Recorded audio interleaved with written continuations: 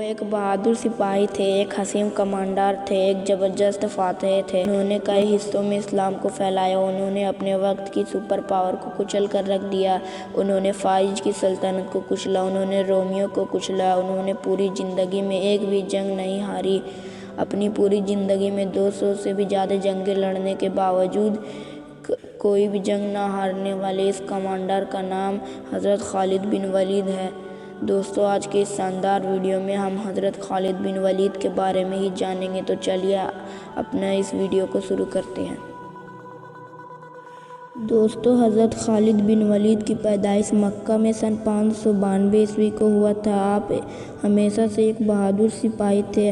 آپ نے اپنے زندگی میں 200 سے بھی زیادہ جنگیں لڑی، لیکن آپ کو کسی بھی جنگ میں شکست کا سامنا نہیں کرنا پڑا۔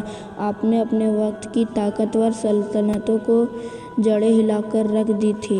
لیکن دوستو، خالد بن ولید اسلام قبول کرنے سے پہلے مسلمانوں کے خلاف بھی کئی جنگیں لڑی تھی۔ جنگ احد، جس میں پیارے نبی کے چہیتے شہید ہو گئے تھے، اس جنگ میں کافروں کی کمان حضرت خالد بن ولید سنبھالے ہوئے تھے۔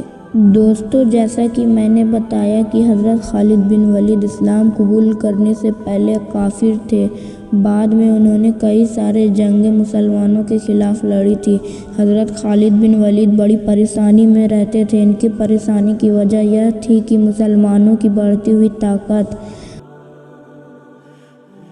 للکارا ہے، تو ہر بار اپنے بہترین جنگی ہتھیار کے ساتھ کافروں کو منہ کی کھانی پڑی ہے۔ آپ سوچتے رہتے تھے، کیا مسلمانوں کے ساتھ سچ میں کوئی طاقت موجود ہے، اور کیا سچ میں محمد صلی اللہ تعالیٰ علیہ وسلم اللہ کے رسول ہیں؟ آپ اپنی سوچ میں ڈوبے رہتے تھے کہ تبھی آپ کو آپ کے بھائی کا خط ملا، جس خط میں لکھا تھا، خالد، محمد صلی اللہ تعالیٰ علیہ وسلم نے مجھے آپ کے بارے میں پوچھا ہے کہ حالات کہاں ہیں۔ میں چاہتا ہوں کہ آپ اس اندھیری دنیا سے نکل کر اسلام کی روشنی میں آ جائیں۔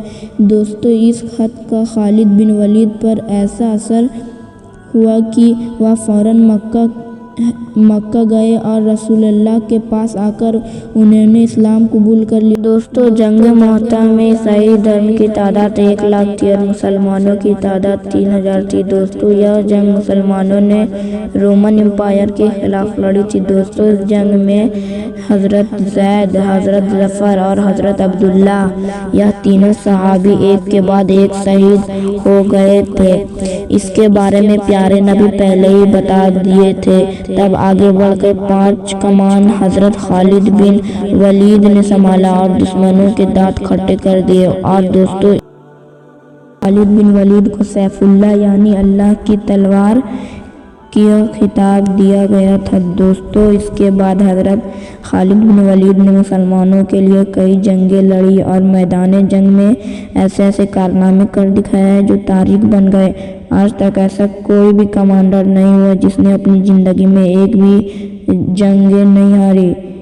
لیکن حضرت خالد بن ولید اکلوتے ایسے انسان تھے جنہوں نے اپنے زندگی میں ایک بھی جنگ نہیں ہاری۔ انہوں نے آرمینیا کو جیتا، انہوں نے عراق کو جیتا، انہوں نے جارڈن کو جیتا اور کئی سارے جیت حاصل۔ دوستو، اتنی چھوٹی سی فوج ہونے کے بعد بھی حضرت خالد بن ولید نے بڑی فوجوں کو شکست دی۔